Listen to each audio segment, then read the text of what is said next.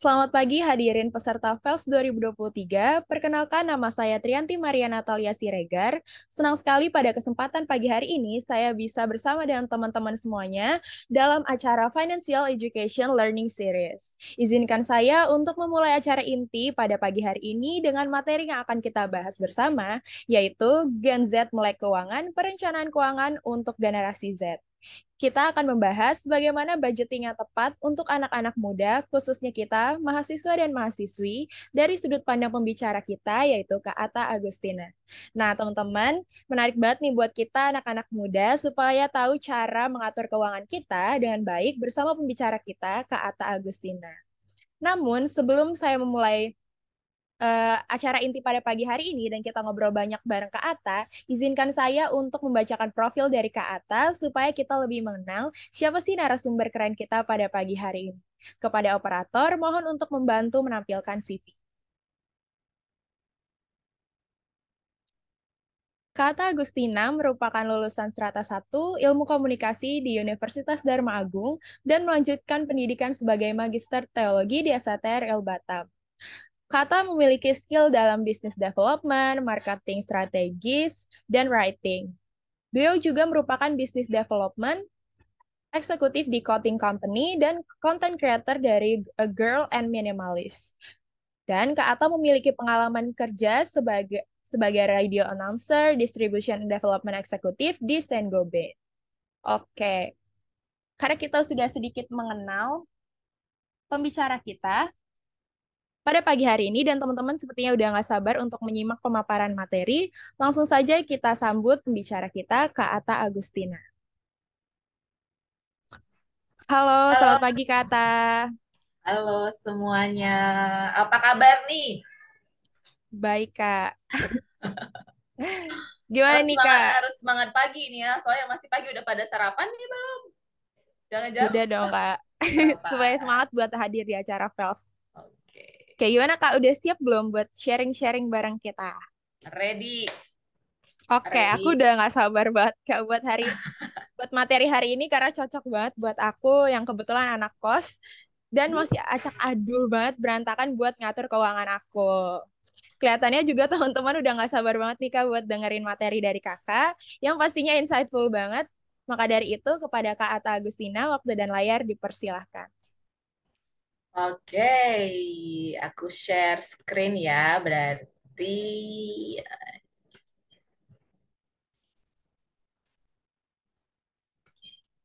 sudah kelihatan semuanya? Sudah Kak. Oke. Thank you in advance buat dia ya udah memperkenalkan tadi profilnya aku. Ya, jadi sekarang sebenarnya secara keseluruhan aku bukan seorang content creator karena juga aku punya main job sebagai seorang business development di salah satu perusahaan coating Thailand. Perusahaan yang masih baru, masih start buat pabrik di Indonesia itu tahun 2018, jadi masih new company. Dan di sana lebih concern ke bisnis development-nya ya untuk Indonesia. Nah, tema kali ini agak cukup menarik nih. Kenapa? Karena Gen Z. Di sini rata-rata Gen Z kecuali aku ya. Aku tuh milenial. Ya, tahun berapa sudah ada di profile? Silakan nanti di stalking ya, tanya Amalia boleh.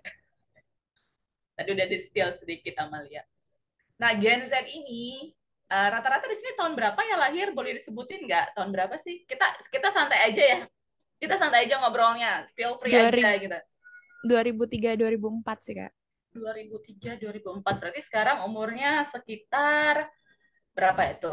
19-20. 19 sampai 20. Masih muda-muda. Ternyata ya masih gemes-gemes gitu. Nah, Gen Z banyak orang yang bilang nih, banyak ya, apalagi kalau aku pernah nonton YouTube Renal Kasali, ada tahu kenal Renal Kasali? Pasti tahu lah ya, anak ekonomi ya, harusnya udah pada tahu ya. Nah, dia nyebutin kalau generasi Z itu generasi strawberry. Setuju nggak sih? Siapa sini yang setuju kalau generasi itu generasi strawberry? Generasi yang lembek-lembek ya, kalau di kalau diginiin gitu langsung kayak udah nyenyot gitu. Siapa sini yang setuju kalau Gen Z itu adalah generasi strawberry? Pada setuju nggak? Itu juga Setuju. Oke, ada yang setuju. Satu nih baru yang setuju. Ada lagi yang setuju nggak kalau generasi Z itu generasi strawberry? Baru satu nih. Cuma satu, yang lainnya abstain. Ya, banyak yang bilang generasi Z itu generasi strawberry, generasi yang lembek, generasi yang nggak kuat akan pressure, generasi yang dikit-dikit itu gue butuh healing nih. Dikit-dikit ya kan, kalau misalnya udah dikasih tugas kuliah banyak, kayaknya gue butuh self healing nih. Gue butuh kafe yang cozy untuk self healing gitu ya. Nah, tapi sebenarnya aku secara pribadi nggak setuju kalau Gen Z itu adalah generasi strawberry. Kenapa? Karena ternyata generasi Gen Z ya kita bilangnya ya. Gen Z ini salah satu generasi yang melek, yang aware akan teknologi, yang maaf nih ya cepat belajar daripada kita kita yang generasi milenial ya kan. Aku aja tuh baru punya TikTok sebulan yang lalu loh. Aku baru punya TikTok sebulan yang lalu, aku ngaku ya. Baru sebulan yang lalu karena memang tapi kalau misalnya kita lihat banyak generasi Gen Z yang udah punya TikTok mungkin udah lama ya, media sosialnya lengkap tuh. Dari yang namanya kalau Facebook kayaknya kalian nggak main lagi ya, nggak ya? Kayaknya nggak main lagi di Facebook. Mungkin dari Instagram, terus Twitter juga kagak kali ya. Zaman-zaman gue kayak kalau Twitter itu ada Instagram, ada TikTok yang sekarang lagi naik daun. Terus yang terakhir itu ada apa? Yang dari ini dari Instagram juga ada Treats. ya Threads yang terbaru. Aku baru punya Threads 2 minggu yang lalu. Ya, tapi masih 66 pengikut follower ya, masih 66. Nah, jadi Gen Z ini adalah generasi yang aware akan teknologi, akan sesuatu, akan apa ya yang lagi tren gitu. Tapi ada juga nih hal yang negatif tentang Gen Z. Tadi seperti yang aku sebutin ya, adalah generasi strawberry. Gen Z juga dibilang generasi yang itu ada Z tulisannya generasi yang tidur. Zzz, gitu ya. Yang apa? Yang dikit-dikit rebahan, ya kan? Dikit-dikit di atas tempat tidur scrolling scrolling TikTok, ya. Gak terasa udah 6 jam gitu. Betul atau enggak? Silakan ditanyakan diri sendiri. But anyway, Gen Z adalah generasi yang sangat-sangat kritis, yang sangat-sangat berani untuk speak up, ya. Beda di generasi milenial yang kami ya sedikit berbeda behaviornya. Itu yang menjadi unik Gen Z. Orang yang berani, yang kritis, berani speak up, dan aware akan anything. Nah, hari ini kita akan bicara mengenai apa aja sih yang harus dipersiapkan dalam perencanaan keuangan untuk Gen Z. Seperti yang kemarin dipaparkan oleh Novel, ada beberapa bahan mengenai urgensi keuangan untuk Gen Z, khususnya mahasiswa. Terus, apa sih upaya Gen Z ini untuk mencapai kemandirian finansial? Karena kemandirian finansialnya aku dengan Gen Z yang sudah bekerja, dengan Gen Z yang sedang kuliah pasti berbeda ya. Nah, terus bagaimana membuatnya terukur, and then apa aja yang harus kita persiapkan untuk menghadapi tantangan finansial di masa mendatang, apalagi mungkin sekitar berapa tahun ya, 2 tahun atau 3 tahun lagi ya kalian akan tamat dan akan bekerja, betul ya? 2 atau 3 tahun lagi Betul, akan Kak. bekerja, dan apa aja yang harus kita persiapkan di sana.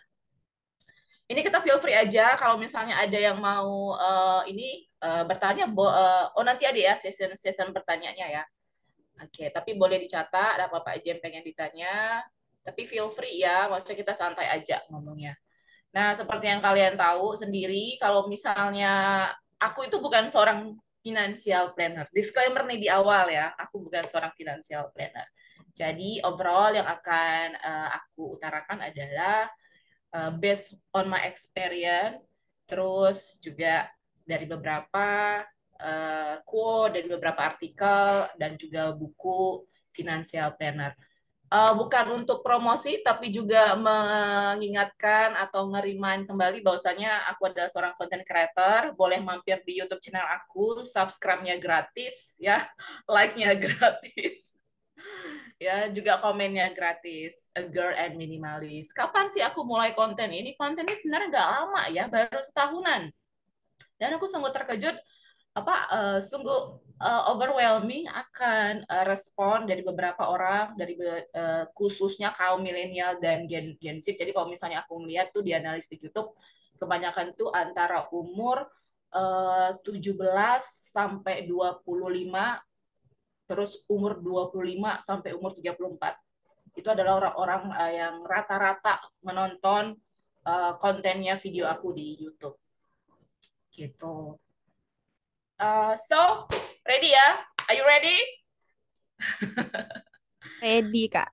Ready. Oke. Nah, untuk menjadi hal yang harus kita sama-sama ketahui nih, ternyata ya, yang namanya Gen Z dan milenial itu adalah generasi yang terbanyak di Indonesia. Ya, kalau misalnya ini dari kata data ID ya, sekitar dari sensus penduduk tahun 2020 kemarin terakhir, ada total populasi Indonesia itu sebanyak 270 juta. Di mana di tahun 2020 selang 10 tahun kemudian itu ada kenaikan sekitar 32 juta. Ya, kalau misalnya kita lihat di grafik ini, pembagian ini itu ada pre-boomer, itu baby boomer ya istilahnya ya. Pre-nya itu ada sekitar 5 juta, itu mungkin buyut-buyut kita kali ya. Kalau yang masih ada kalau ada yang masih hidup sehat, wah itu puji Tuhan alhamdulillah ya. Terus ada yang baby boomer, itu adalah kakek nenek kita ya, mungkin ya. Terus ada yang Gen Z, Gen X, itu adalah kebanyakan orang tua kita. Ya, mungkin orang tua kita sekitar tahun segini ya. Kalau mamaku sendiri tuh lahirnya itu di tahun 58, berarti dia di baby boomer gitu. Ada juga yang milenial. Milenial itu ya aku ya yang paling muda di sini. Terus ada yang kamu nih, kamu yang lagi nonton ini nih, yang lagi ikut dalam financial education ini nih, yaitu Gen Z. Ya, kamu betul. Jadi Gen Z dan milenial ini adalah generasi yang mendominasi di Indonesia. Bayangin ya, di milenial sendiri ada sekitar 69,3 juta jiwa, terus di Gen Z-nya sendiri itu ada sekitar 74,93 juta jiwa. Kalau kita lihat persentasenya, ternyata Gen Z mendominasi sebagai generasi yang terbanyak di Indonesia.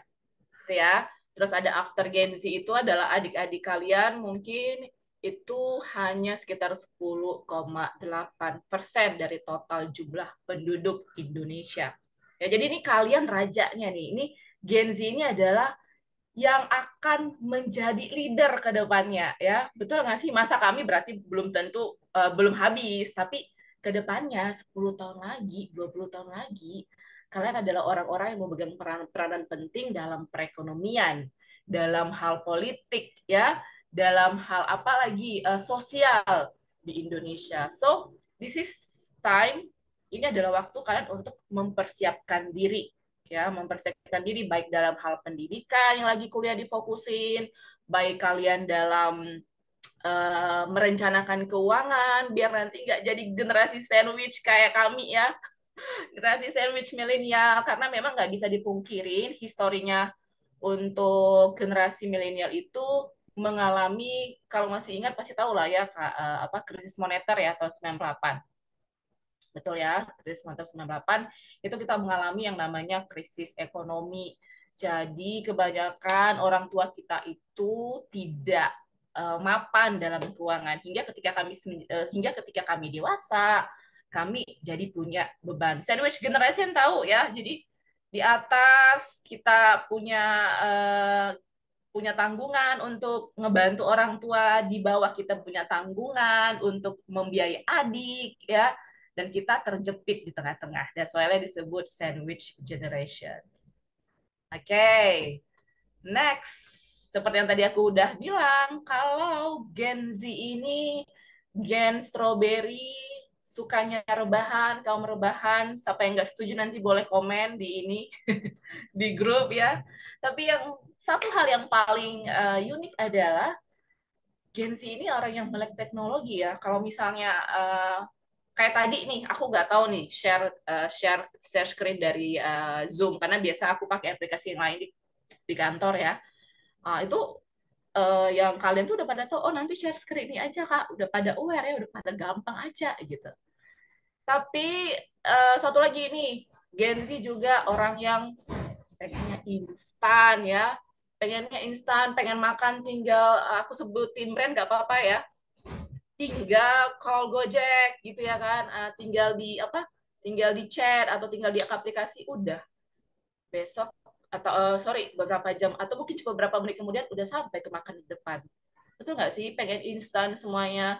Apa-apa itu sekarang mungkin udah gak mau lah jual apa beli di mall. Tungguin ini deh TikTok Live, belanja online TikTok Live, belanja di situ udah lebih murah. Gak usah kemana-mana, gak usah wasting time. Udah besok atau berapa hari kemudian udah ada belanjaan di depan pintu. Betul ya? Terus kalau yang sekarang nih, apalagi anak-anak kuliah, anak-anak mahasiswa ya, apalagi yang lagi ada gebetannya nih, ya kan? Yang cowok-cowok yang lagi ada gebetannya nih, ya kan?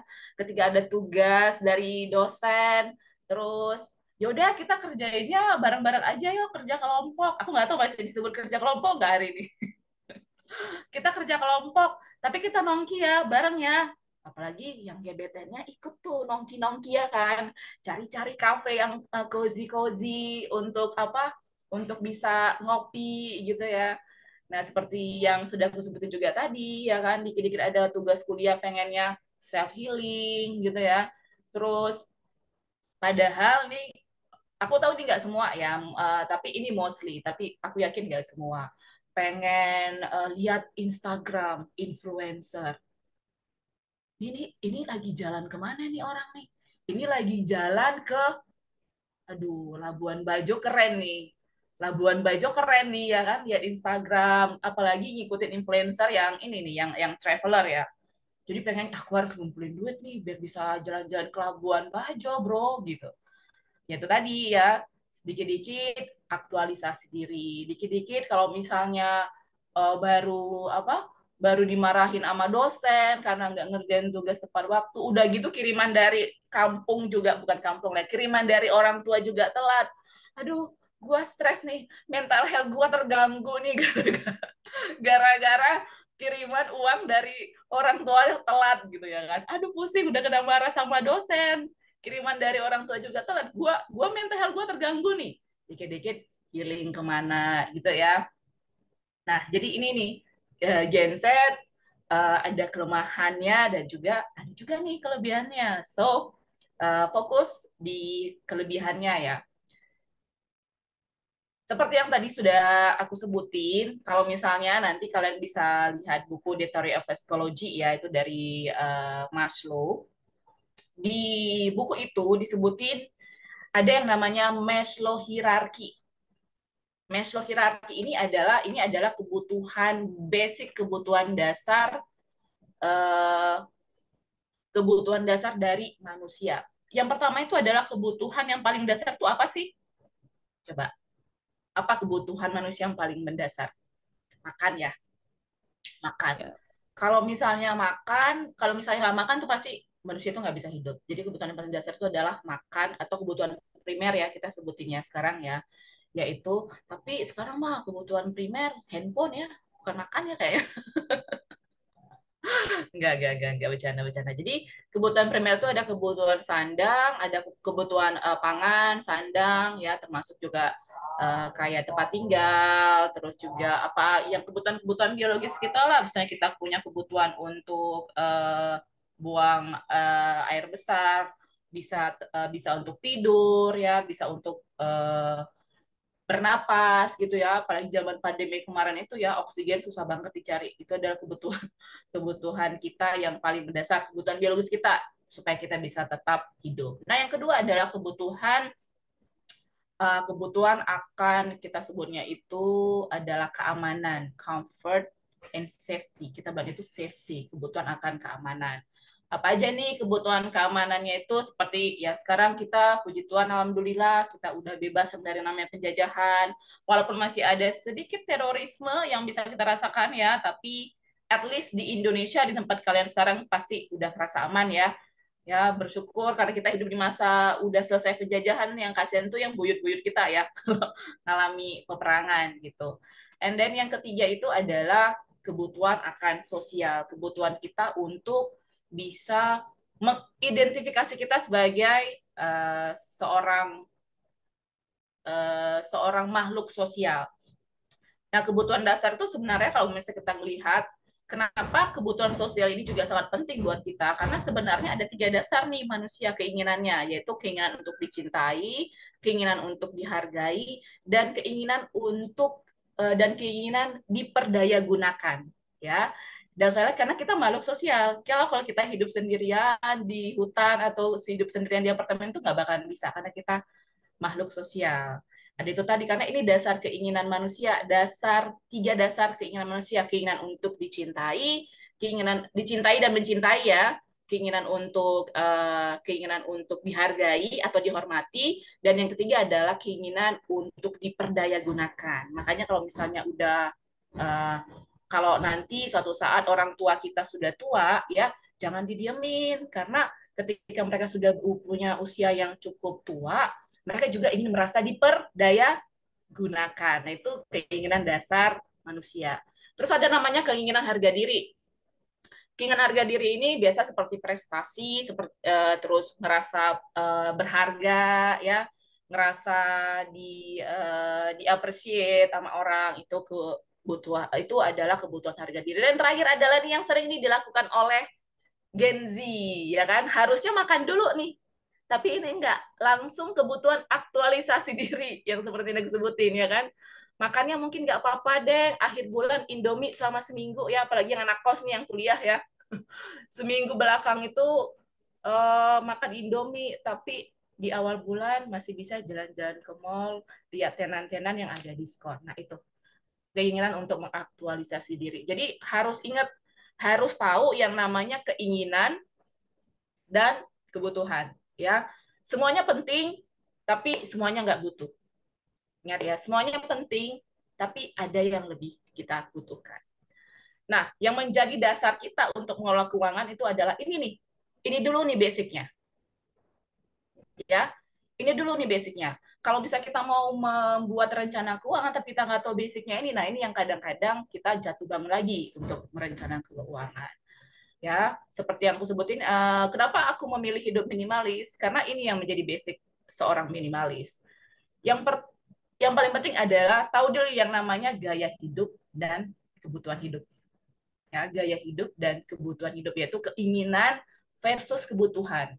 Kebutuhan itu apa sih? Kebutuhan itu adalah hal yang wajib dipenuhi, karena kalau nggak terpenuhi ya kita nggak bakal bisa hidup. Apa aja tadi yang seperti aku sebutin, ada makan, pakaian, dan juga tempat tidur untuk istirahat.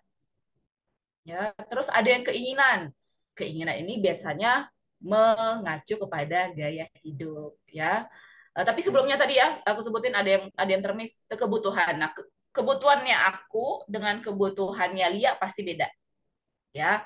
Kebutuhannya Lia saat ini sebagai seorang mahasiswa apa aja sih? Kira-kira misalnya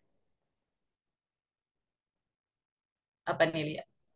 Sebagai seorang mahasiswa sekarang apa yang menjadi dasar kebutuhan? Yang pasti adalah tempat tempat tinggal atau kos Iya, ya. iya Kak.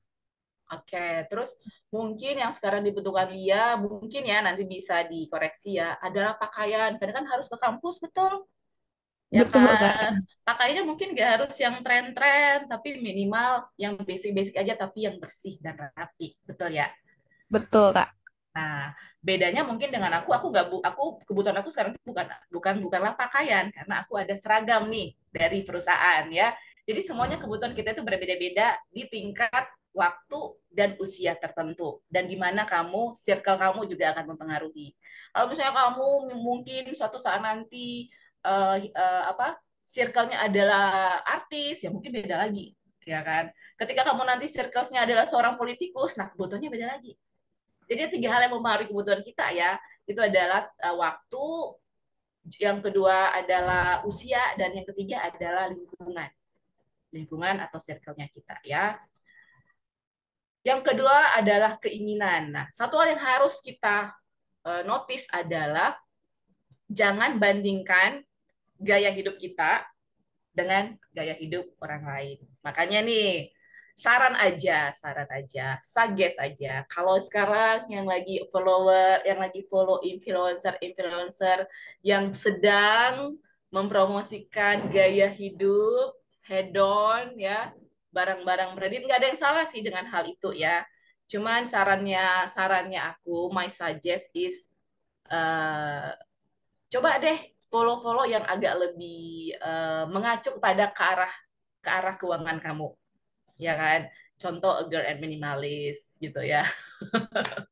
Atau mungkin siapa gitu yang kayak financial planner, yang kamu tahu, kayak aku sendiri aku ngikutin Dave Ramsey.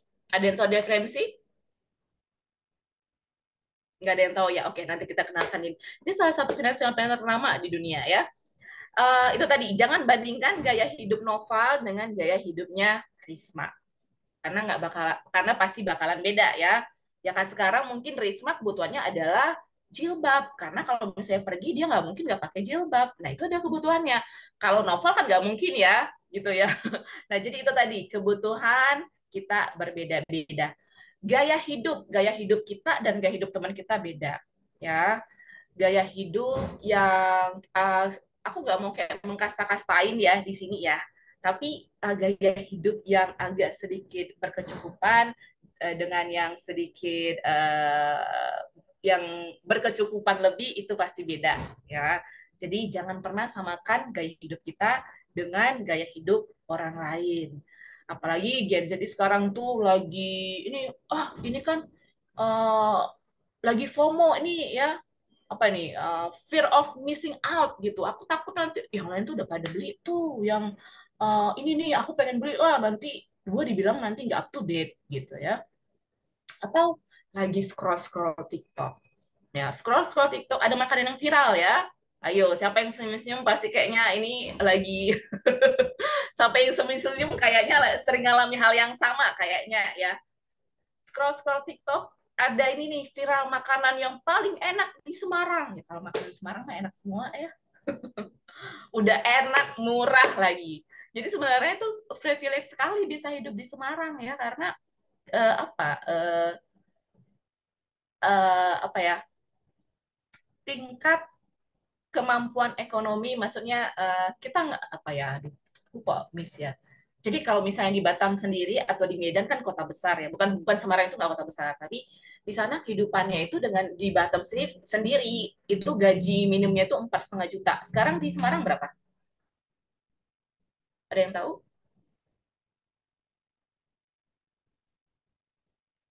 The power of Google. Ada yang tahu? Nah kalau di mungkin sekitar berapa ya? 3 jutaan ya. Coba nanti dikoreksi ya. Nah, kalau di Batam itu 4,5 juta. Bayangin kalau di Semarang mah 4,5 juta dengan upah minimum mah udah enak banget ya. Tiap hari nggak usah makan di pinggir ya. Udah pesan pesan Gojek aja atau Grab gitu. Tapi dengan kebutuhan kemampuan hidup yang dengan gaji minimum seperti itu ya toh juga nggak cukup gitu ya. Karena di sini bayangin aja nih, kalau di Batam itu makanan ayam penyet lah ya, ayam penyet di sini sekitar 22.000 itu standar. Kalau di sana berapa ya ayam penyet ya?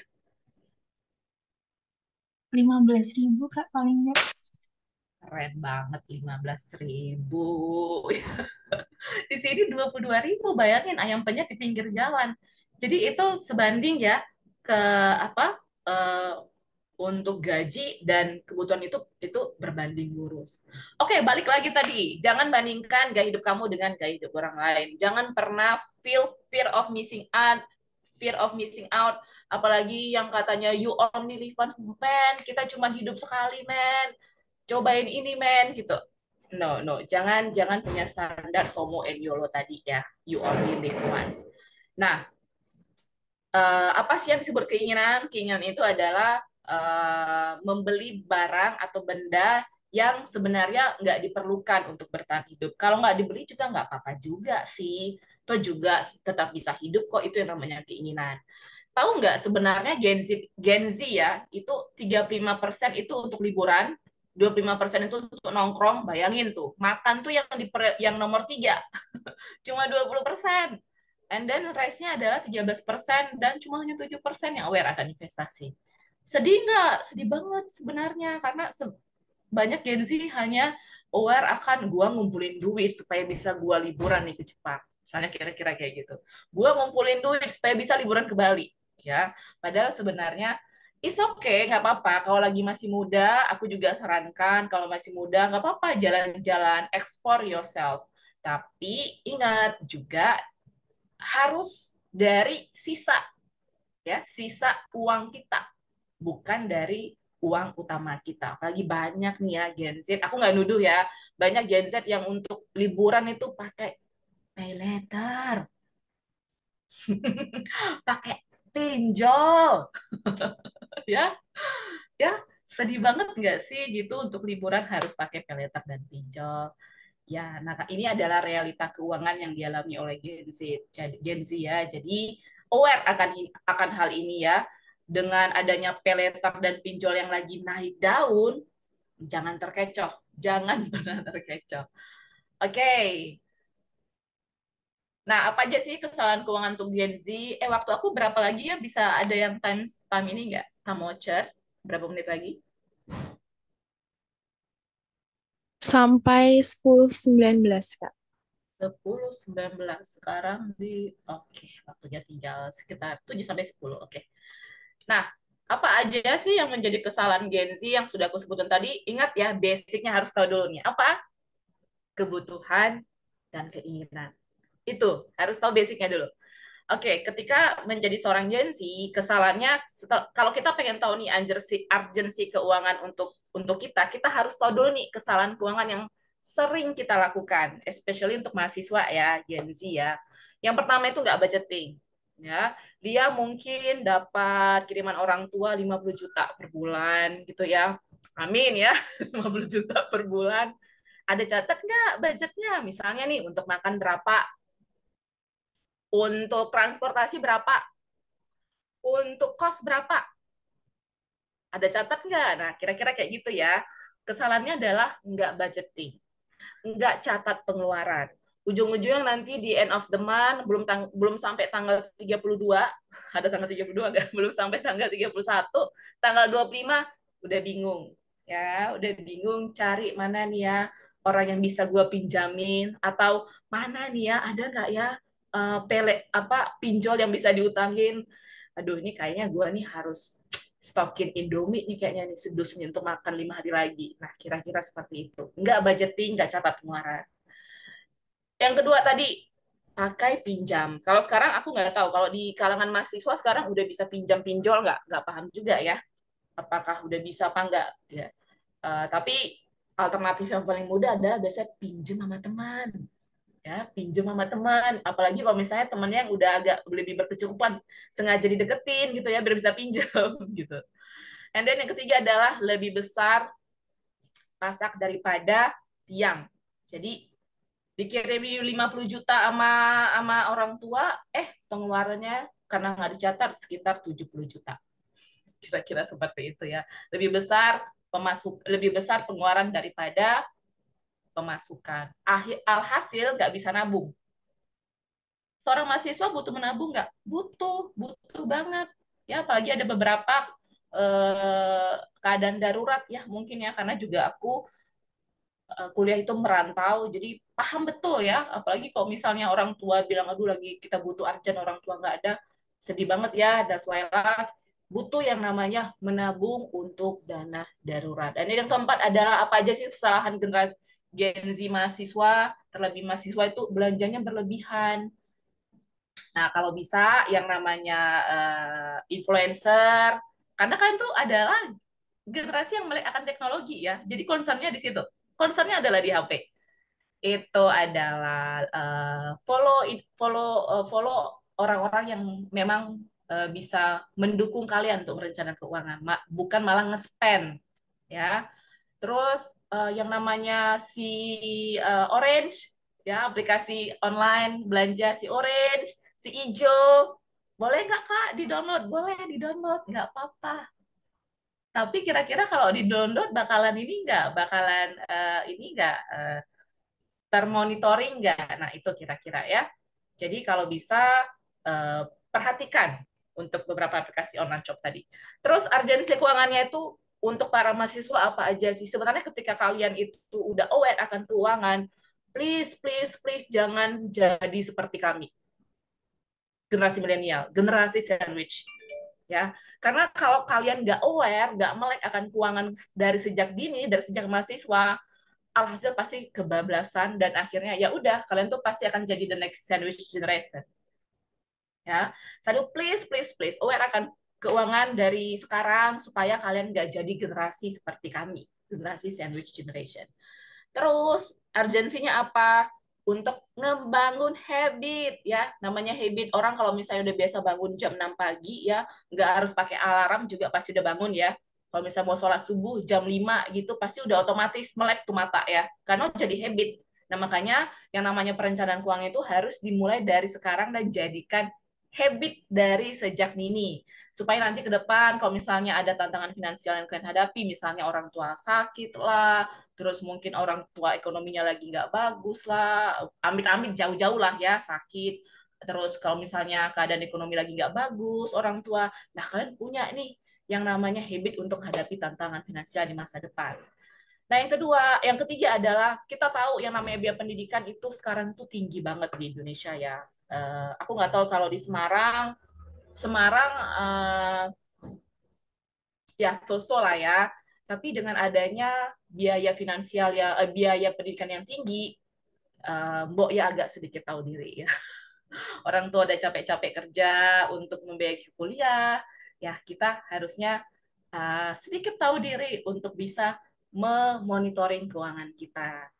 Nah, satu lagi nih yang menjadi kendala untuk Gen Z urgensi keuangannya adalah karena dikit-dikit ngutang. Aku kemarin tuh ada tahu ada anak kuliah ya, ada anak kuliah yang utang gitu, pakai pinjol. Kok bisa ya? Aku juga sampai sekarang sih pengen pengen pengen baca lebih lanjut.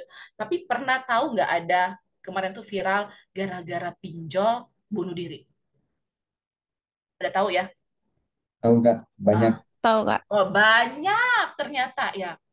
Oh, alah. Jadi dengan adanya perencanaan keuangan sekarang ya, please, please hindari utang. Please hindari utang. Ya, jadi yang namanya duit itu akan mempengaruhi kesehatan jiwa kita dan juga apa mindsetnya kita. Ya, please hindari utang. Kalau bisa jangan ada lagi deh yang bunuh diri karena pinjol ya.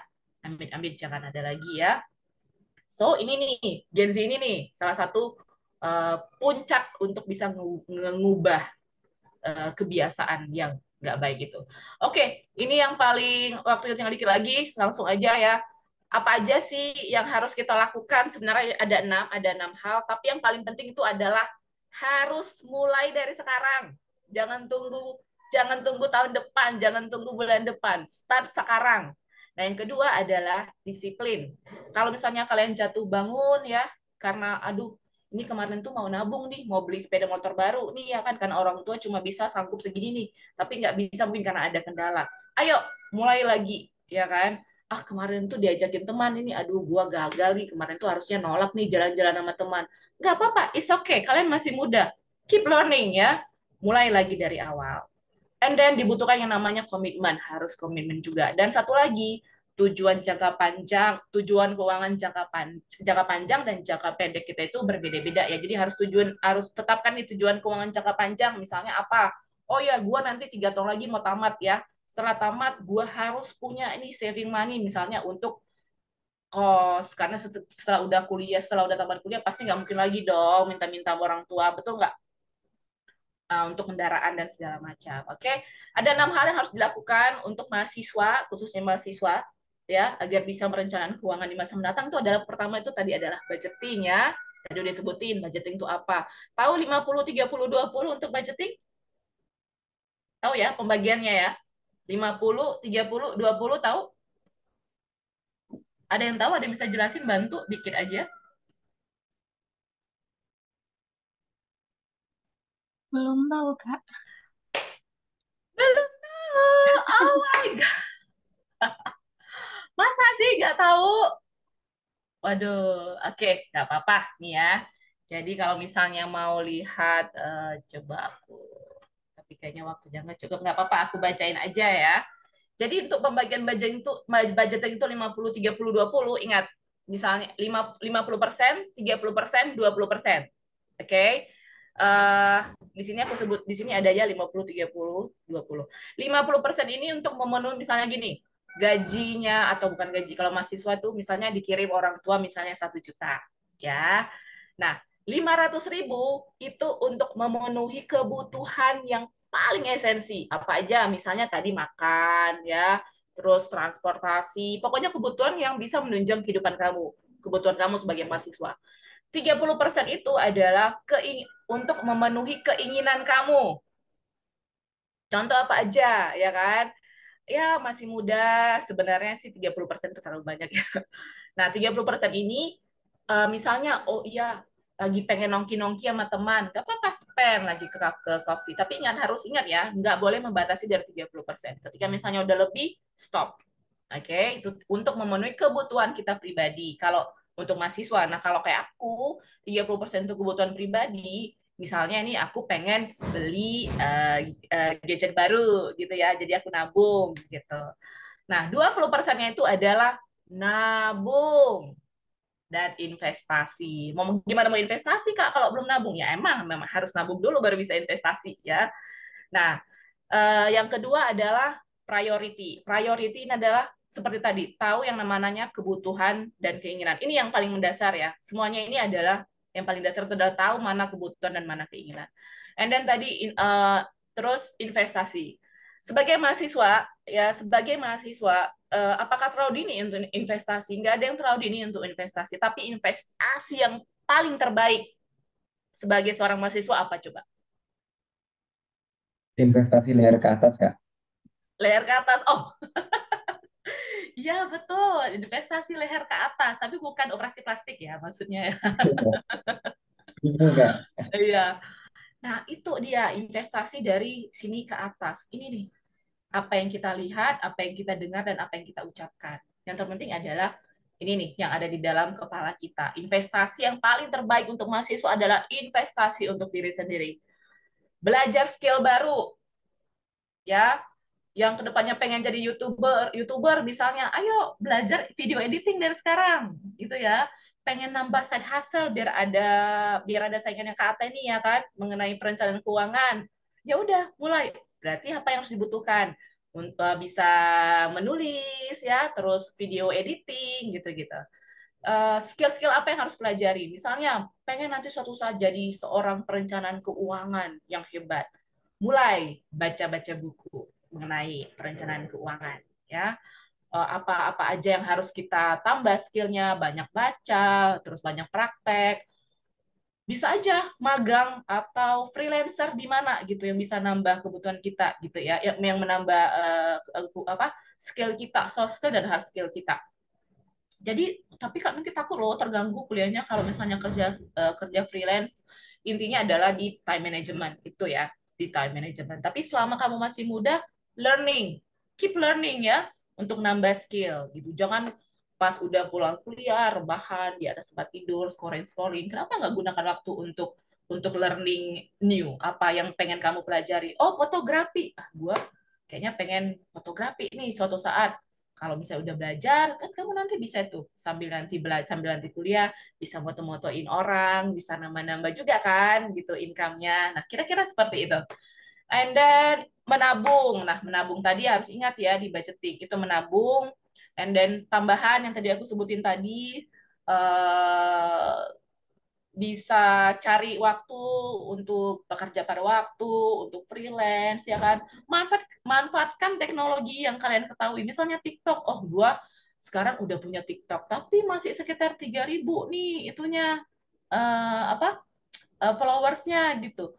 ya udah deh gue jadi reseller ya. Itu keponakan aku jadi salah satu reseller di TikTok dan lumayan loh, lumayan banget loh gitu. Aku nggak tahu caranya ya, aku juga harus banyak belajar dari dia.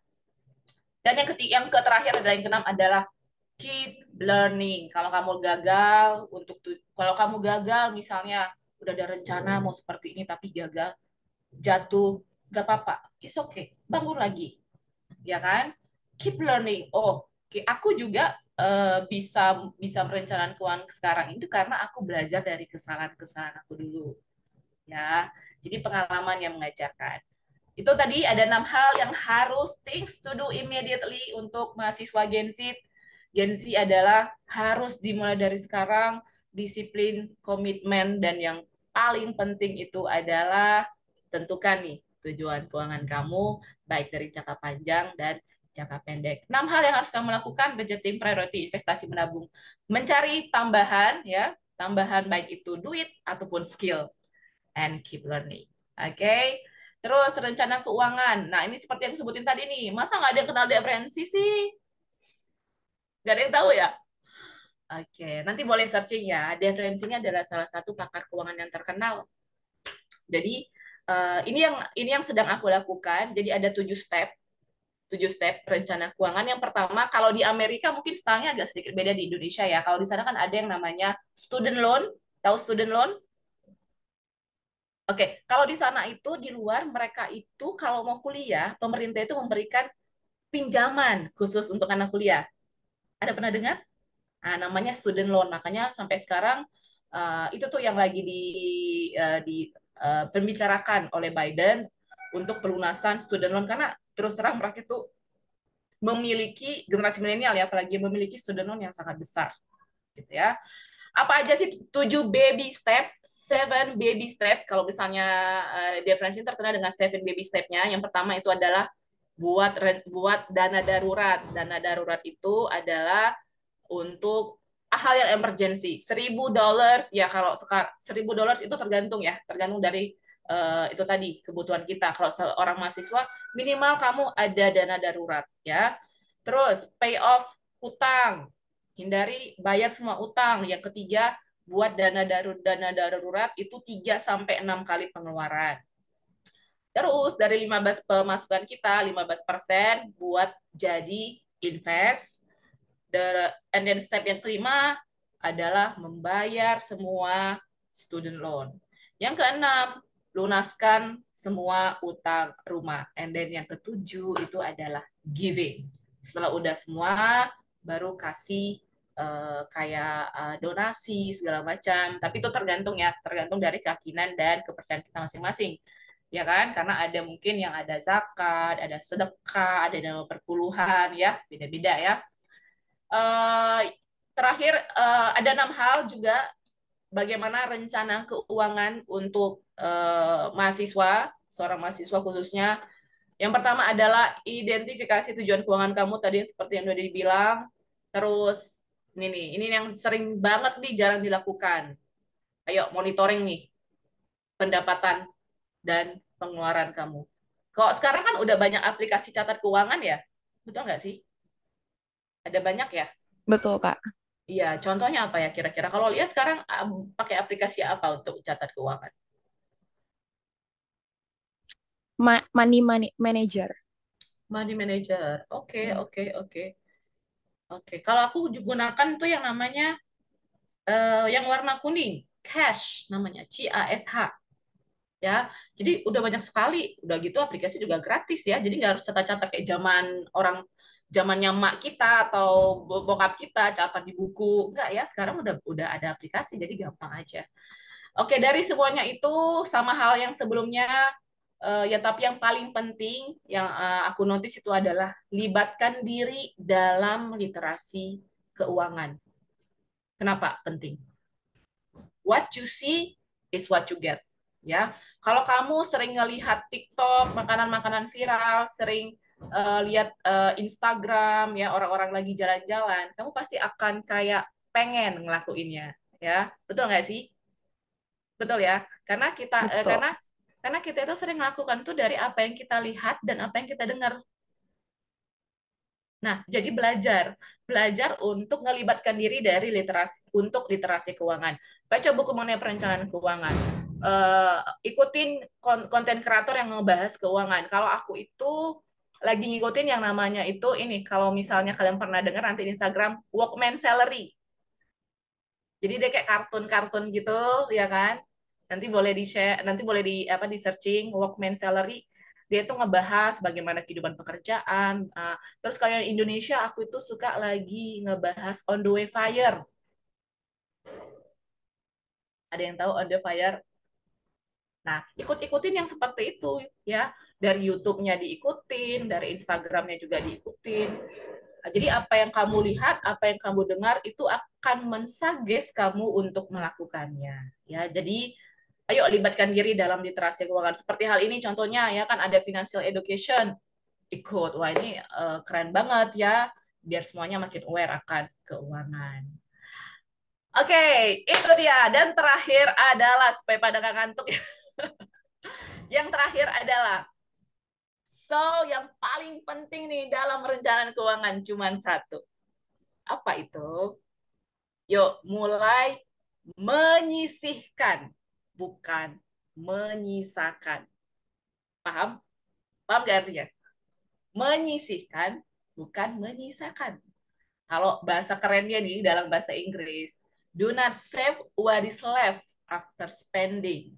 Instead, spend what is left after saving. Jadi, kalau misalnya udah punya, nanti kalau udah masuk dalam dunia kerja, dapat gaji misalnya 50 juta, gitu ya, amin 50 juta ya, dapat gaji 50 juta ya, langsung sisihkan. Nah, kalau sekarang, kalau aku pribadi, aku bisa appreciate diri sendiri lah ya. Aku sudah bisa menabung 50% dari penghasilan aku. Gitu. Jadi ketika misalnya udah punya dapat gaji 50 juta, jangan misalnya, oh aku mau beli ini dulu, aku bayar ini dulu, aku ini dulu, beli sana dulu. Jangan. Dapat 50 juta, harus tetapkan, oke bulan ini gua harus saving 30%. Langsung sisihkan 30%. Oke, 70%-nya dibagi-bagi untuk apa? Kebutuhan hidup, bayar cicilan, bayar pinjol, bayar kartu kredit segala macam, gitu ya. Jadi itu dia. Yuk, mulai dari sekarang belajar untuk menyisakan, bukan menyisihkan, bukan menyisahkan. Ya, jadi bukan sisa-sisa nih yang di saving, tapi sisihkan terlebih dahulu untuk di saving. Itu dia. Yes. Finish dari aku. Thank you semuanya. Oke, Kembali ke terima Lia. kasih. Oke, terima kasih juga Kak Ata Agustina atas pemaparan materi yang insightful banget buat aku dan teman-teman peserta FELS pagi hari ini. Selengkap materi yang sudah kita simak dari Kak Ata pada hari ini, kita telah mendengar tentang permasalahan dari generasi Z yang sulit untuk membedakan gaya hidup dengan kebutuhan hidup, serta hal-hal yang harus kita lakukan tuh apa aja sih untuk perencanaan keuangan kita nih guys. Dari pemaparan materi ini, pasti banyak pertanyaan-pertanyaan yang muncul, dan sekarang kita akan masuk ke sesi yang paling ditunggu, yaitu sesi tanya jawab. Bagi teman-teman yang sudah mempunyai pertanyaan kepada pembicara kita, dipersilakan untuk mengaktifkan fitur raise hand.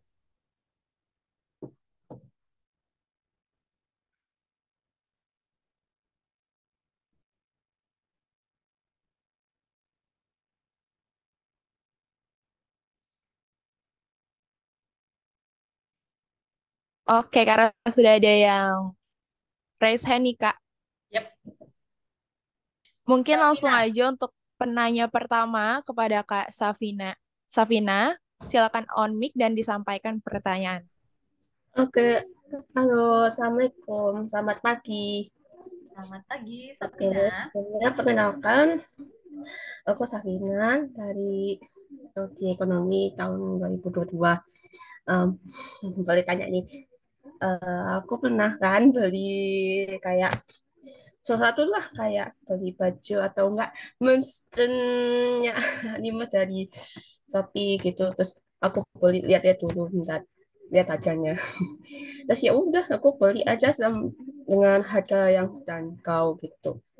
Tapi aku ingin beli sesuatu yang aku belum punya tapi harganya tuh apa mahal banget. Pingin beli tapi nggak ada uang gitu. ayo terus akhirnya ya pikir gimana ya caranya beli sesuatu tapi dengan harga yang murah. Terus pertanyaan yang kedua mungkin gimana kita mengatur keuangan sendiri, misal mau beli sesuatu untuk apa ya keperluan, tapi ini masih aja tetap bingung gitu loh mengatur keuangan diri sendiri apa pada generasi Gen ini. Mungkin ada saran nggak dari kakak? Terima kasih. Oke, thank you Safina buat pertanyaannya. Ini hal-hal yang sering kayak gini nih, yang sering dialami ya, Gen Z ya. Nah, sekalian juga Safina kayaknya mau curhat juga tuh. Ya, yang pertanyaan pertama nanti tolong dikoreksi ya, Lia. Yang pertanyaan pertama adalah bagaimana cara untuk membeli barang yang murah ya. Betul, Kak. Oke, barang yang murah. Nah, as a minimalis ya, aku ngelihatnya dari sudut pandang seorang minimalis. Nggak semua barang yang murah itu bagus, ya, dan nggak semua juga barang yang mahal itu bagus. Karena aku juga pernah beli barang sepatu, aku tuh paling doyan sepatu ya. Kalau sepatu itu pasti harus yang ya minimal yang brand dikit lah ya, nggak harus yang mahal-mahal, yang terjangkau lah. Nah, tapi kemarin tuh udah 5 tahun pakai, ternyata udah rusak. Itu udah aku jahitin pinggir-pinggirnya, pinggir-pinggirnya gitu.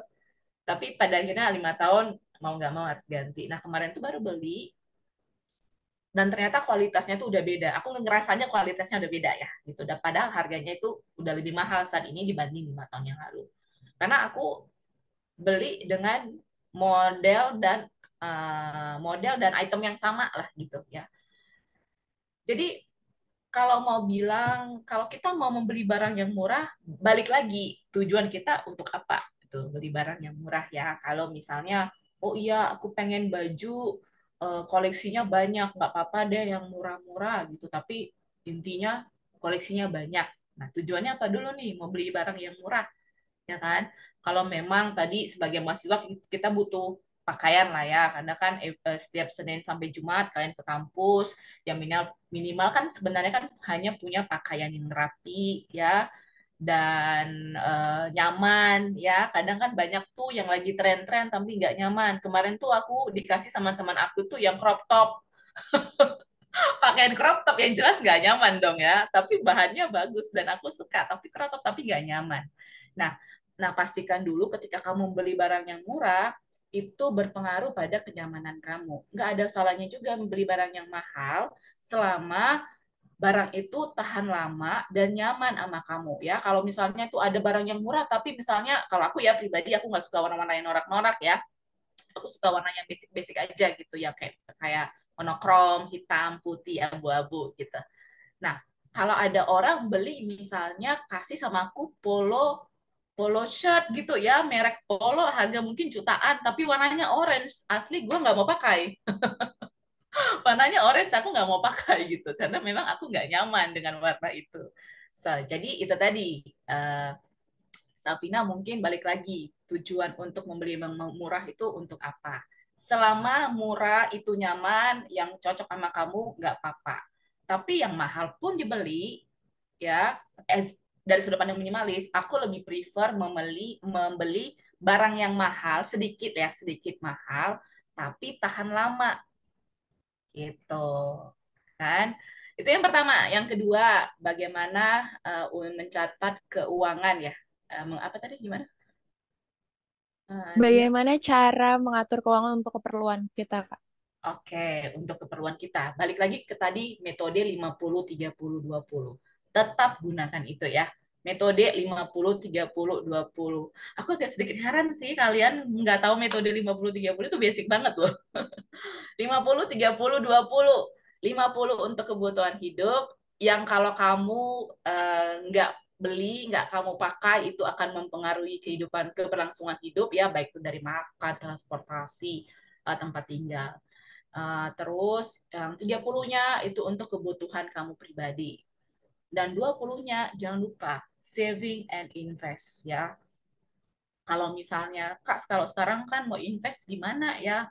apalagi aku nggak ngerti saham gitu. Aku juga sarankan kalau kalian mau invest sesuatu yang terbaik tadi yang disebutkan sama Novel tadi itu dari leher ke atas itu investasi yang terbaik yang bisa kalian lakukan pada saat ini ya.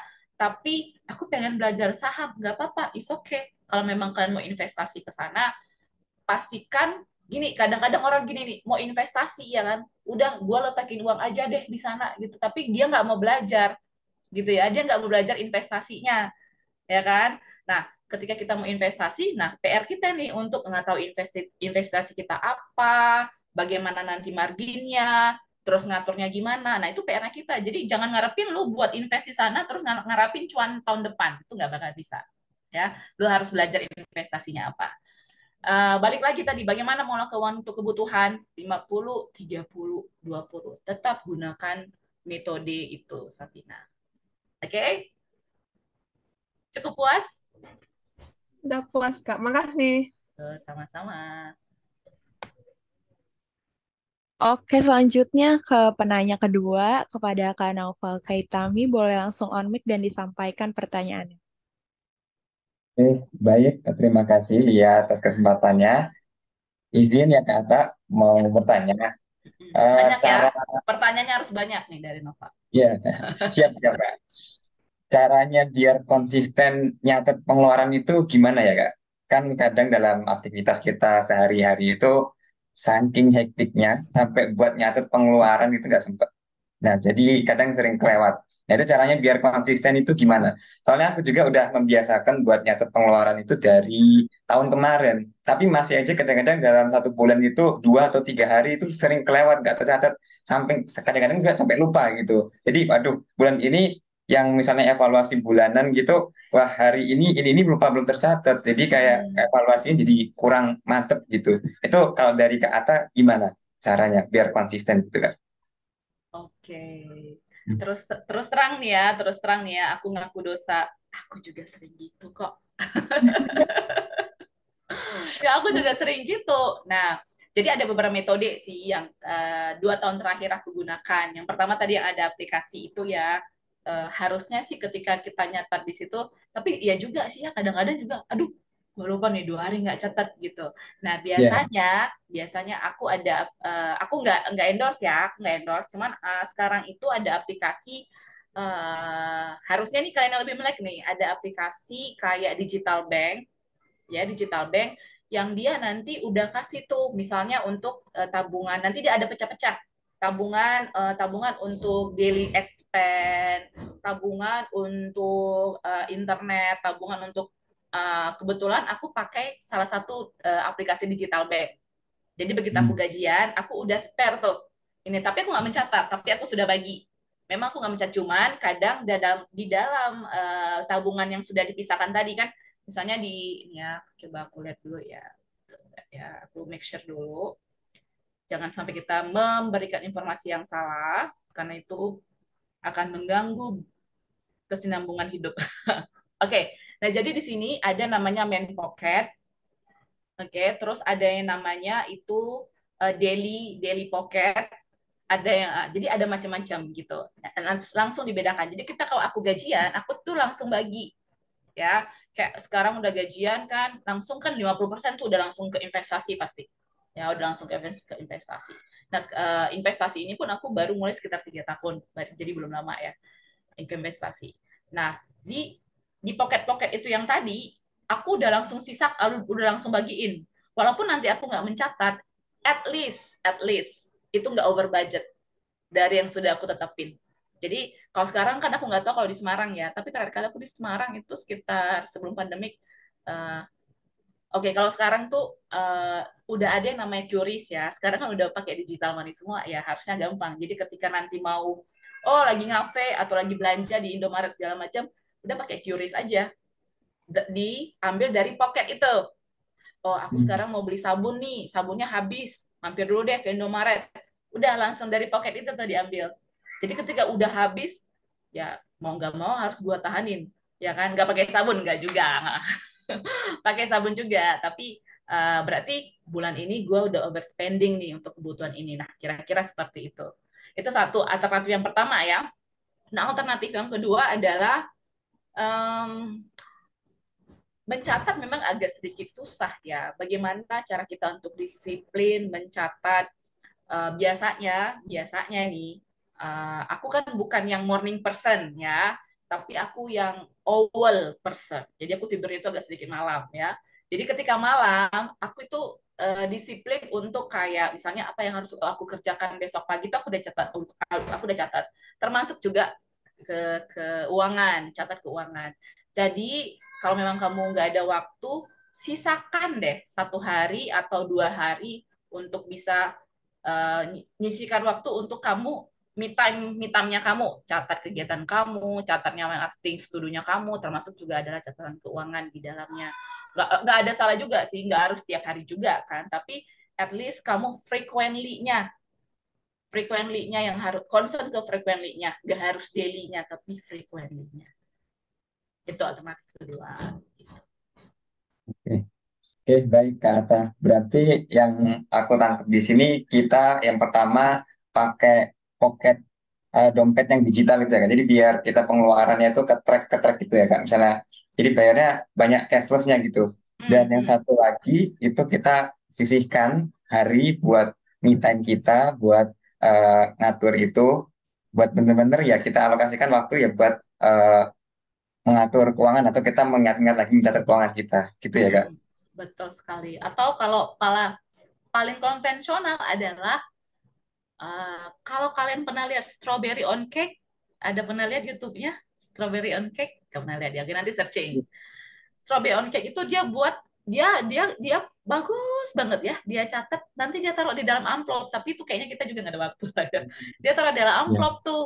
Ada pernah lihat kan YouTube YouTube kayak gitu kan? Dia taruh ya, nanti yang ini 100.000 ya. untuk ini untuk ini. Tapi kayaknya terlalu beribet ya. Tapi kembali lagi kepada kebutuhan kita masing-masing. Yang dua hal itu tadi hal yang paling efisien sih yang bisa aku lakukan. Boleh dicontoh, boleh juga melakukan yang hal lain lah gitu. Yang mana nyamannya. Oke, baik. Terima kasih Kak Atta. Sebenarnya aku masih ada beberapa pertanyaan juga, termasuk yang statement terakhir dari Kak Atta ini, tapi mengingat waktunya juga agak sedikit terbatas dan ada teman-teman juga yang mau bertanya, mungkin nanti di akhir yang kalau tidak ada pertanyaan, aku izin bertanya lagi, boleh Kak? Boleh atau nanti langsung DM aja ke Instagramnya. Biasa kalau Oke, Instagram aku pasti matanya terbuka. Kemarin oke. makanya Naufal ada DM, aku langsung pas respon. Siap. Ya, terima kasih Kak Atta atas Oke, jawabannya. thank you Naufal. Oke, Ada selanjutnya kepada Kak Fauzan Putranda, boleh langsung on mic dan menyampaikan pertanyaannya. ya, Fauzan. Eh, Permisi Kak, suara saya udah masuk. Ya, jelas sekali. Eh, itu Kak, saya mau izin bertanya. Ini mungkin pertanyaannya hampir sama dengan pertanyaan yang pertama tadi ya. Cuma ini tuh bedanya kayak begini Kak, kayak contohnya tuh kayak kita tuh kan kayak kuliah kan pasti butuh kebutuhan kayak contohnya alat tulis gitu. Nah kita tuh kayak contohnya butuh bolpen. Cuma kita tuh pakai bolpen A itu rasanya kayak seret gitu, cuma yang pulpen B harganya lebih mahal gitu, kayak contohnya pulpen A tuh harganya tuh satu biji cuma 2.000 3.000 lah, cuma yang pulpen kedua tuh harganya lebih enak dipakai, cuma harganya kayak contohnya di range 12.000 sampai 20.000 gitu Kak. Nah itu kalau kita udah merasa nyaman dengan pulpen merek B, tapi itu kan otomatis pengeluarannya lebih banyak ya Kak untuk kebutuhan gitu. Nah itu nanti termasuknya di bagian keinginan atau bagian kebutuhan gitu Kak. Oke, itu satu. Ada lagi, Fauzan? Eh, itu aja Kak pertanyaannya. Oke. Eh, Ketika kita mau merencanakan keuangan, basically yang tadi ya harus tahu kebutuhan dan keinginan. Tapi yang menjadi the bottom of uh, the best thing I've learned, satu hal yang paling penting aku pelajari ketika udah hampir 6 tahun menjalani perencanaan keuangan, itu adalah psikologi kita, ya psikologi kita. Jadi makanya tuh ada orang ya, maaf nih ya, kita ada orang yang artis yang terkenal, punya uang banyak, tapi toh juga dia nggak merasa puas kan atas kehidupan dia, dalam arti apa, nggak tentu orang yang mapan itu orang yang puas. Psikologi psikologi intinya psikologi itu mempengaruhi. Nah, kita harus kenalin dulu nih psikologi kita. Fauzan, tipikalkah orang yang misalnya nih kalau punya barang teledor atau sering kehilangan barang? Aduh, tadi gue buat pulpen gue di mana ya? Perasaan tadi taruh kantong kok hilang gitu. Kira-kira apakah orang seperti itu atau orangnya yang kan kita yang kenali diri kita sendiri ya? Makanya kan kalau misalnya di tes psikologi ada namanya itu DISC, dominan, intim, stabil, and cermat ya. Nah, kita harus kenali diri kita sendiri. Sendiri. Ketika misalnya nih, kayaknya gue nih orang yang paling orang kalau aku ya pribadi terus terang aku masih teledor sedikit. Ya, bukan karena usia ya, bukan karena usia masih muda, tapi agak sedikit pelupa ya. Jadi kalau misalnya ngapain barang, letakin barang kadang-kadang lupa gitu. Nah, jadi karena aku tipikal orang yang kayak gitu, ya, jadi aku tuh memilih balik lagi ke case-nya Fauzan. Ketika memang Fauzan ngerasanya masih kurang aware, masih kurang akan hal yang kayak cepat mengingat sesuatu, atau biasanya barang yang kan kadang itu kadang mak kita tuh bilang makanya kalau lu tekan barang letakin barang ingat gitu ya, karena aku tipikal orang kayak gitu. Maka kalau misalnya mau beli barang gitu aku harus lihat, kayak contoh nih ya, aku kemarin tuh beli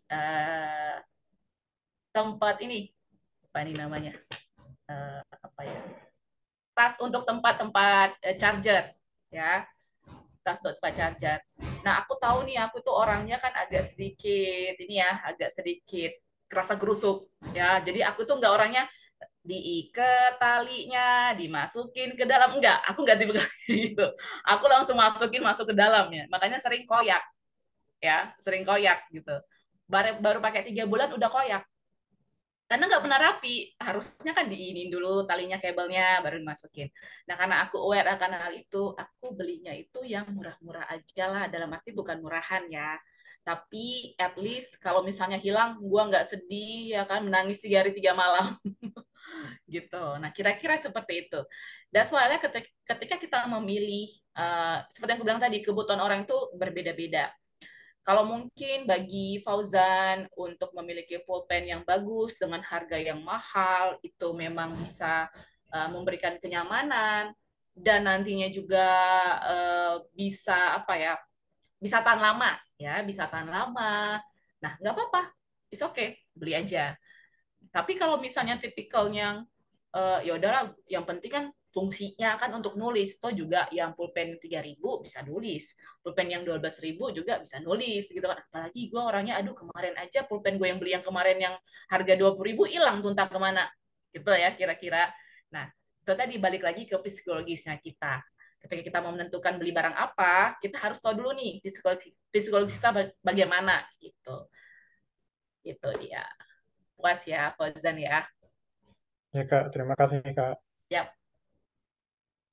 Oke, kita lanjut ke penanya terakhir nih, Kak. Kepada Kak Atsal, boleh langsung on mic dan menyampaikan pertanyaan. Oke, terima kasih atas kesempatannya moderator. Terima kasih juga sebelumnya untuk Kak Atta atas materinya, ini sangat insightful dan reminder sekali ya buat kita Gen Z. Sebenarnya kita udah agak mudeng-mudeng dikit, cuma emang perlu diingatkan lagi gitu kan, kayak menabung, menatap target. Cuma saya izin bertanya Kak, yang di bagian tujuan jangka pendek dan jangka panjang itu gimana? Itu rentang waktu jangka, bisa dibilang jangka pendek sama jangka panjang tuh berapa ya Kak rentangnya, sama kategorinya kapan kita bisa menentukan tujuan itu jangka pendek ataupun jangka panjang. Sama pertanyaan kedua adalah ada nggak sih Kak rekomendasi buku untuk membantu kita menambah insight mengenai finansial gitu, untuk manajemen finansial yang mungkin bisa dipahami gitu atau nggak terlalu berat gitu. Itu aja sih Kak. Oke. Jangka panjang, asal ya, thank you pertanyaannya. Jangka panjang dan jangka pendek itu bagi step kita berbeda-beda. Ya, kalau misalnya kayak aku sendiri, jangka pendek aku adalah jangka panjang aku, kebetulan aku udah kredit rumah ya, belum punya rumah masih kredit. Jangka panjang aku adalah untuk ngelunasin rumah, gitu ya. Tapi jangka pendeknya aku sekarang nanti pengen nih di bulan 12 nih bisa pengen jalan-jalan sama teman-teman yang udah dari sebelum pandemik janjian ya. Pada akhirnya nih sekarang nabung selama 3 tahun gitu ya untuk bisa jalan-jalan ke Jepang misalnya bareng teman-teman. Nah, itu. Jadi jangka pendeknya aku dan jangka panjangnya aku itu berbeda dengan jangka pendeknya Arsal dan jangka panjangnya Arsal. Mungkin sebagai seorang mahasiswa aku nggak tahu ya. Nanti coba kasih insight. Contoh nih, Arsal jangka pendeknya itu pengen beli buku ya, pengen beli buku yang direkomendasikan, yang disuruh nih sama dosen, lu harus beli buku ini nih supaya bisa buat tugas ini gitu kan. Tapi mungkin ada beberapa kebutuhan yang nggak memungkinkan untuk beli buku itu. Jadi kan harus spend, harus saving money kan untuk beli buku itu jangka pendek. Nah, jangka pendek itu lebih yang kayak memang harus priority dipenuhi sekarang gitu. Nah, jangka pendek, jangka panjangnya sendiri mungkin, aduh, gua ini kalau misalnya ke kampus dari ngekos sih memang iya sih, jalan sih ya, cuman jalan 1 jam sih gitu ya kan. Cuman jalan 1 jam sih, tapi ini kayaknya gue butuh kendaraan motor nih biar bisa ntar jalan ke kampus tuh lebih gampang ya kan. Udah gitu ntar kalau misalnya uh, jalan sama cewek gue enak gitu pakai motor gitu ya kan. Nah, kira-kira seperti itu kan jangka panjang ya.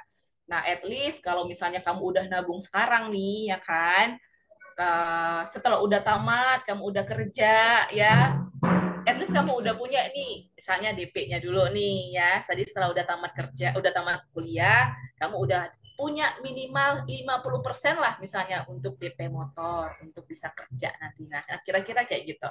Jadi kalau misalnya kamu punya tujuan jangka pendek ya, ibaratnya kalau kita itu pengen mau ngejar sesuatu, kita harus tetapkan dulu kan, kita kita pengen mencapai sesuatu kita, tapi kita nggak tahu apa yang kita kejar, kan agak sedikit absurd ya, betul nggak sih, gitu ya. Kalau misalnya kita pengen beli, kayak aku ya, aku kemarin tuh baru baru beli iPhone yang terbaru lah misalnya. Aku pengen beli iPhone itu selama 5 tahun, sorry 6 tahun aku beli iPhone, aku pakai iPhone 7 Plus ya selama 7 tahun. Bayangin tuh teman baik aku selama 7 tahun. Tapi itu pun aku ganti gara-gara rusak. Mau nggak mau harus diganti. Kalau memang masih bisa 10 tahun lagi mah gue tetap pakai tuh HP gitu ya. Tapi pada akhirnya rusak karena jatuh ke air. Ternyata mesinnya udah nggak bisa dihidupin lagi. Nah, karena tujuan keuangan, karena kemarin tujuannya bagaimanapun aku butuh HP ya untuk komunikasi segala macam gitu. Jadi kan butuh nih. Nah, pada akhirnya aku rencanakan keuangan aku nih. Pokoknya bulan depan harusnya bisa nabung 50%, jadi aku sisihkan untuk membeli iPhone baru itu. Nah, kira-kira seperti itu. Jadi ketika kita udah punya tahu nih tujuan kita, sama seperti anak panah ya. Kita tahu tujuan kita, kita apa nih? Kita keker, kita tahu oh gitu, langsung lepasin. Jadi harus tahu dulu nih tujuan jangka panjang kita, tujuan jangka pendek kita, baru kita bakalan tahu nih step-step apa yang harus kita lakukan untuk mencapai tujuan itu. Kira-kira seperti itu. Dan yang kedua, apa tadi pertanyaannya ya? Rekomendasi buku nggak atau bacaan? Oke, rekomendasi buku bagi seorang beginner, aku kurang paham. Tapi yang sekarang lagi aku baca itu adalah Rich Dad Poor Dad dari Robert Kiyosaki ya. Karena aku udah di tahap agak sedikit matang lah ya mengenai investasi gitu. Karena investasi ini juga awalnya sih aku takut-takut ya, karena aku based on minimalis ya. Tapi sebagai seorang minimalis, aku sarankan buku. Oh, iya, di sini ya.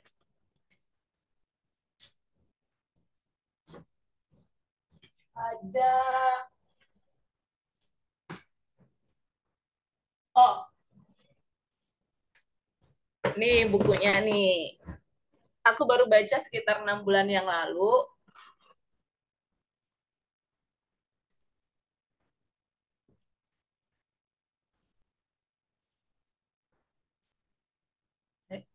Itu ya. Kok videonya nggak kelihatan ya? Halo. Mungkin bisa di stop share juga, terus di share ulang yang bagian Google. Oh, oke. Nah, ini buku yang paling basic anak ekonomi harus punya. Kelihatan nggak? Bisa baca? Bisa, Bisa Kak, The coba. Psychology of Psychology of Money dari Morgan Housel. Ada banyak sih ya, terus ya ini minimalis punya ya, ini ada filosofi teras, terus ada Simple Secret to a Happy Life. Nah, ini yang lagi aku baca. Gitu. Ini kalau kamu pengen hidup minimalis, boleh pakai ini, tapi yang basic paling harus kamu punya adalah ini.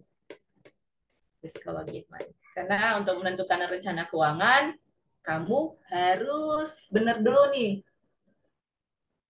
psikologinya gitu. Bukan benar sih ya, tapi lebih tahu gitu. Bagaimana sebagai seorang perencana keuangan bisa merencanakan keuangannya ketika punya mindset yang benar dulu nih. Gitu. Oke? Untuk Arsal nanti aku rekomend dia ini dulu sih untuk basicnya dulu. Oke, Kak. Terima kasih sudah sangat menjawab. Yes, thank you. Oke, semoga yang bertanya bisa terjawab ya pertanyaannya, karena tadi pertanyaan yang terakhir berakhir juga lah sesi tanya jawab kita. Selanjutnya, sebagai bentuk apresiasi kami, izinkan kami untuk memberikan sertifikat kepada Kak Atta Agustina yang akan diberikan oleh Rizka Anissa Pratiwi selaku Project Officer FELS 2023 dilanjutkan dengan sesi foto. Kepada operator, mohon menampilkan sertifikat. Sebelumnya, terima kasih banyak kepada Kak Atta Agustina yang sudah menyempatkan waktunya untuk menjadi narasumber di pagi hari ini. Semoga apa yang disampaikan oleh Kak Atta Agustina dapat menjadikan insight baru dan dapat diimplementasikan di kehidupan sehari-hari. Sebelumnya, terima kasih banyak, Kak. Thank you, I feel honor ya bisa sharing pengalaman, ilmu, dan juga sharing-sharing lah ya, lebih ke sharing lah ya. I feel honor and appreciate, keren untuk Undip, keren untuk FELS. Terima kasih banyak, Kak. Oke, selanjutnya mungkin kepada panitia mohon dibantu untuk dokumentasinya dan saya akan bantu hitung. Oke, satu. Perbaiki rambut dulu dikit. Oke, Kak. Oke, 1, 2, 3. Sekali lagi mungkin ya, Kak. 1, 2, 3. Oke. Oke, dari aku boleh sekali ya. Kita mulai dulu di fotonya. Oke. 3, 2, 1. Sekali lagi. 3, 2. Sorry. Ini ada. 3, 2. Thank you.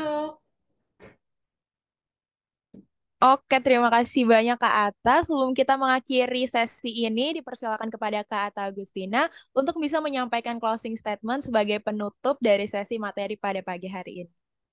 Silakan, Kak. Oke. As a closing ya, ada tiga hal basic tadi yang harus diingat. Kalian adalah busur panahnya negara ini ya, Indonesia especially, karena jangan sampai ngalami hal yang serupa seperti kami gitu, nggak tahu literasi keuangan ya, orang tua aja nggak pernah ngajarin mengenai keuangan ya, apalagi di sekolah.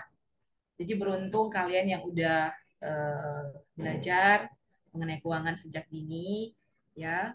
Dan itu tadi yang pertama.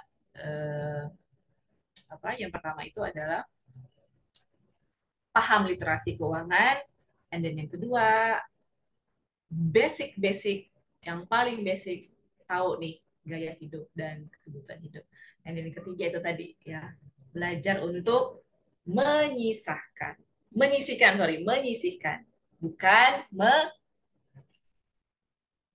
menyisakan. Thank you semuanya, thank you.